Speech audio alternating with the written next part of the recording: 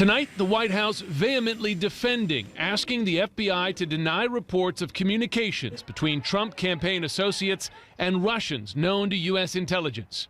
The administration's intense pushback follows CNN's exclusive reporting of the White House request. Senior administration officials insisting it only asked for the denial after a top FBI official himself volunteered that the New York Times story on those communications was inaccurate. White House officials, who asked not to be named, today outlined their timeline of events, saying the conversation happened on February 15th after a 7:30 a.m. meeting led by White House Chief of Staff Reince Priebus. FBI Deputy Director Andrew McCabe asked Priebus for 5 minutes alone after the meeting ends. This according to senior administration officials, and called the reports linking Trump campaign advisors to Russia, quote, total BS. Priebus, the White House says, asked McCabe, quote, can we do anything about it? And whether there is something the FBI can do to, quote, set the record straight. Later, in separate conversations, McCabe and FBI Director James Comey tell Priebus the FBI cannot comment on the reports.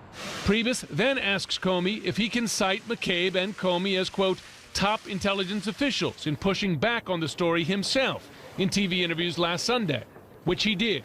I've talked to the top levels of the intelligence community, and they've assured me that that New York Times story was grossly overstated and inaccurate and totally wrong. The direct communications between the White House and the FBI were unusual because of decade-old restrictions on such contacts concerning pending investigations. You don't even want the appearance of political influence with respect to an investigation or prosecution. That's why the protocols are in place. President Trump on Friday ranted against the leaks that have plagued his administration, making a case reporters should only use named sources, even as White House officials spoke to reporters asking not to be named. I'm against the people that make up stories and make up sources.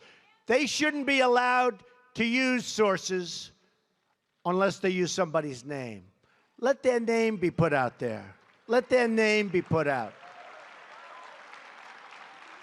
A source says that Donald Trump is a horrible, horrible human being. Let him say it to my face. Mr. Trump also criticized the FBI directly, tweeting, quote, the FBI is totally unable to stop the national security leakers that have permeated our government for a long time. They can't even find the leakers within the FBI itself. Classified information is being given to media that could have a devastating effect on U.S. Find now.